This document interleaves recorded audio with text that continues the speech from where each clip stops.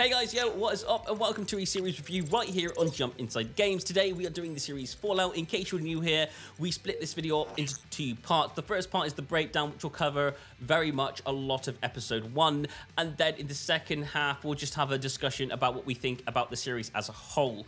So that will have more spoilers in. However, if you want to stick around for that, you're more than welcome to. Although my suggestion is literally go out and watch this series. This is such a good series. If you're a fan of Fallout, definitely check this series out.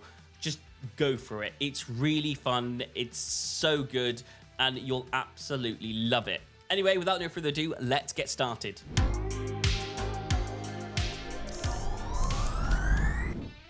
I mean, one thing that I have to say is when a series first starts off, it's that very few moments right at the beginning that really establishes whether a series is going to be good or not. And let me tell you, this really has a massively strong opening.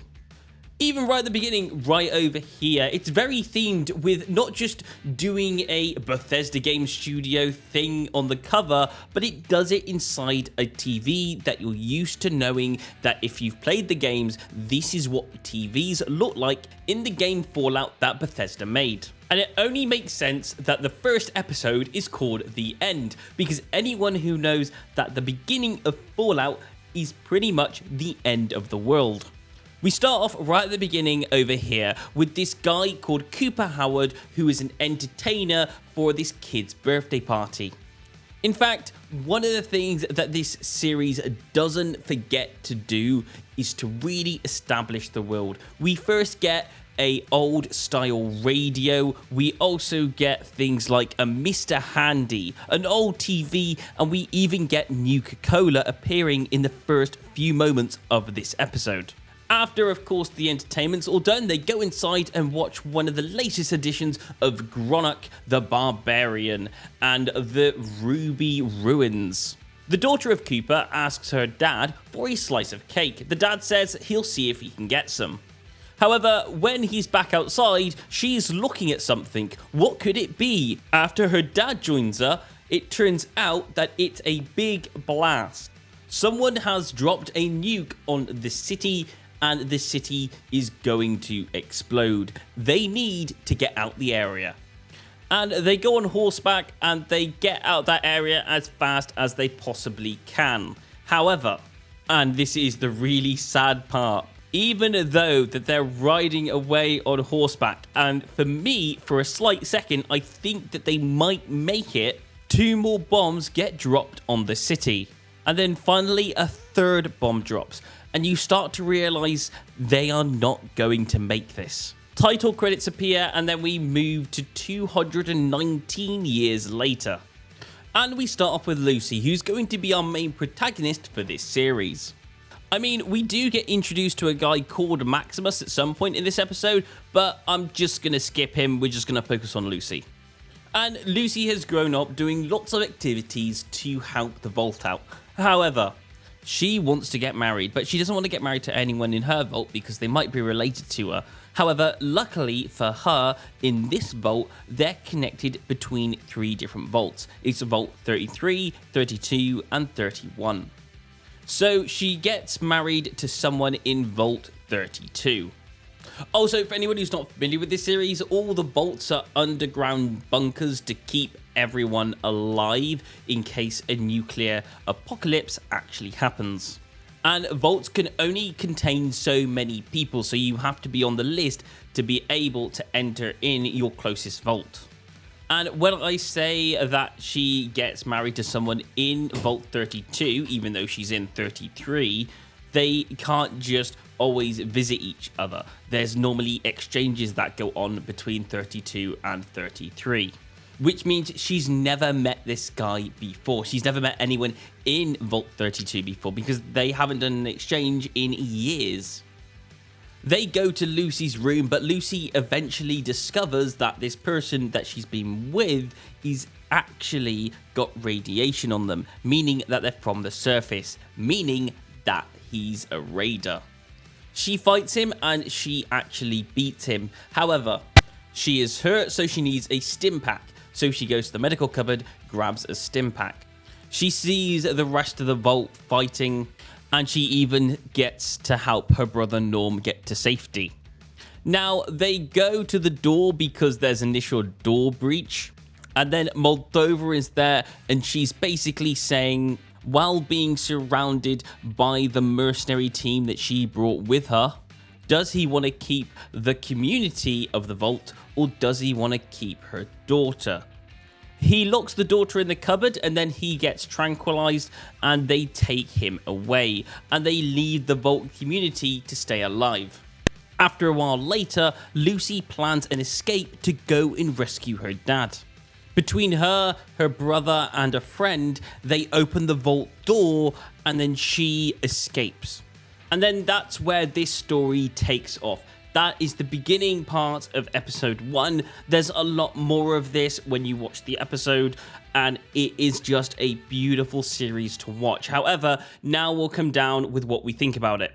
So that was the breakdown, and now I'm going to get down to a review. Now, I'm going to let you click away in case you haven't watched this. So I'll just give you some time to click away now if you would like to. Okay, you've broken down into the people that want to watch the discussion and the people that want to click away. Brilliant. Right, let's talk about it. Okay, so starting off straight away, the character Moldova and just the profit margin of Vault Tech. Now, I think a lot of people are going to touch upon this in reviews.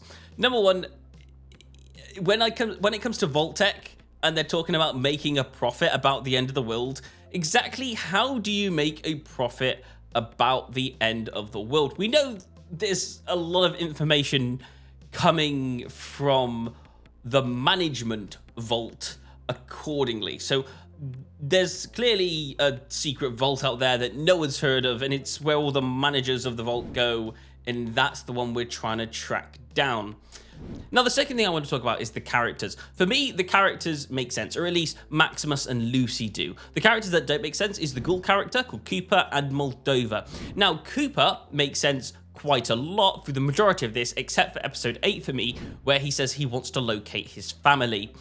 Does that mean his family survived and are still surviving 219 years later? I thought I saw his daughter riding away with him on horseback. Now, I do notice that it doesn't say his wife, it specifically says his family. So does that mean his daughter survived? Exactly what happened between him and his daughter riding on horseback?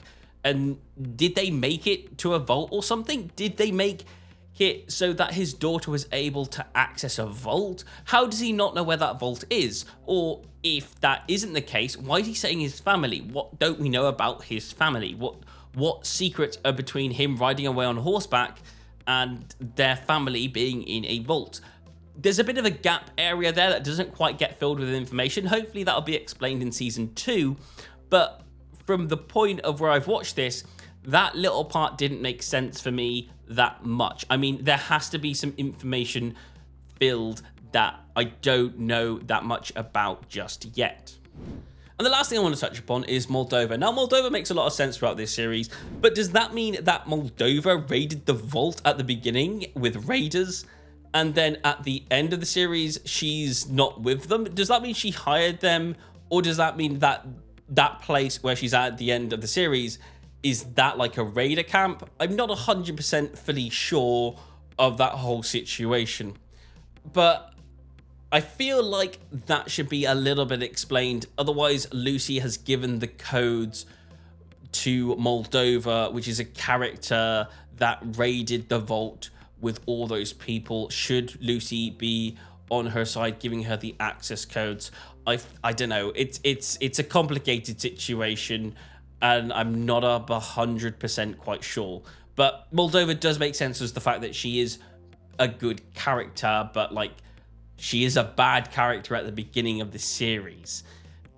It's a weird one, but yeah, there's the whole coin flips from the first episode to the last episode. Hi, I just wanted to let you know, and this is me talking from the future here, because I was rewatching this and I thought that maybe it sounded a bit negative.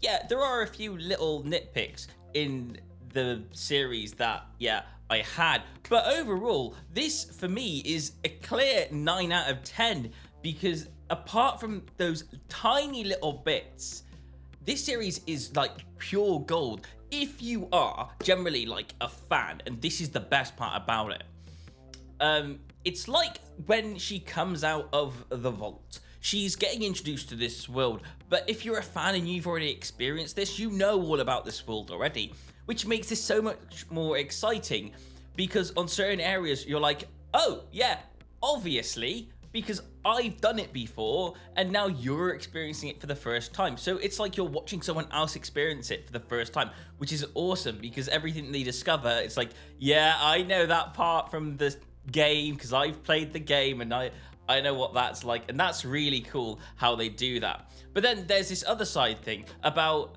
also, at the same time, while that's happening, you're seeing everything through her eyes.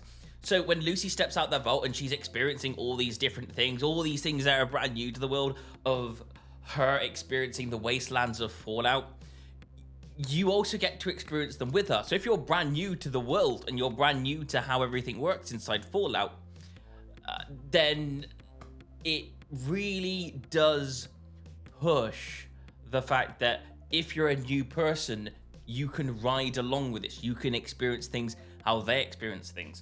Apart from that, I love the fact that what you can do in this series, which is a lot of what you can do in this series that you can't do in the games as much, is full on experience the pre-war stuff. There's a lot of pre-war stuff, and there's a lot of story building in this.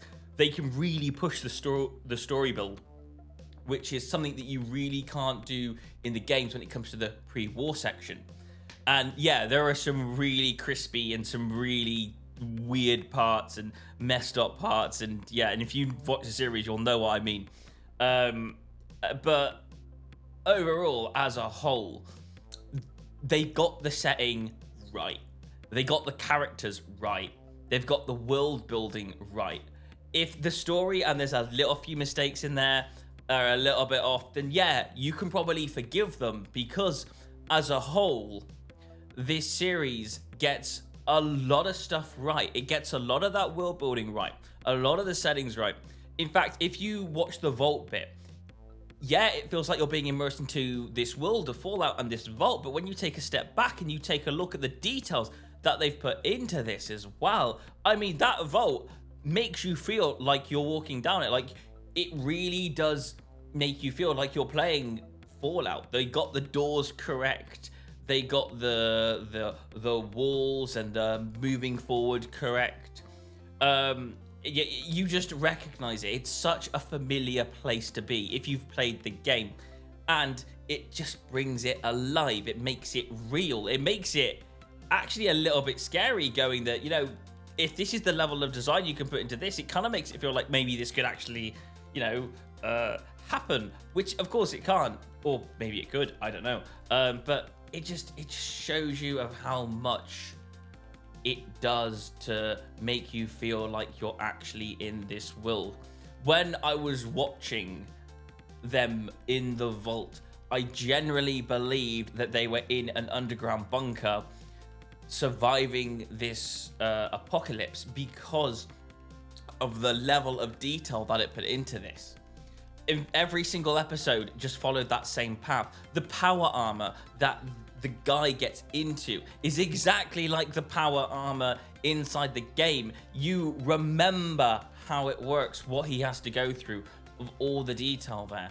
There's even a point where they go into a different vault, and you're looking at it and you're going, that's a side quest that I would have done inside the game. And yeah, of course it is, because it's something that you recognize. Everything is something that you recognize if you're a fan. And if you're not a fan and you're brand new to this, you're walking with Lucy. You're seeing through it through her eyes, and everything feels new and awesome. So I can get how it can appeal to fans and to new people at the same time. This series is really, really good, and it is a definite must watch if you're a fan. They do not let you down. Honestly, I love this. Tell me what you think about this in the comments down below. I'll go back to the normal video. There you go. Anyway, so that's Fallout. Tell me what you think of it in the comments down below. Try to keep it spoiler free for people who haven't watched it. But yeah, that's the series right there, and I will see you guys on another Jump Inside video. Goodbye.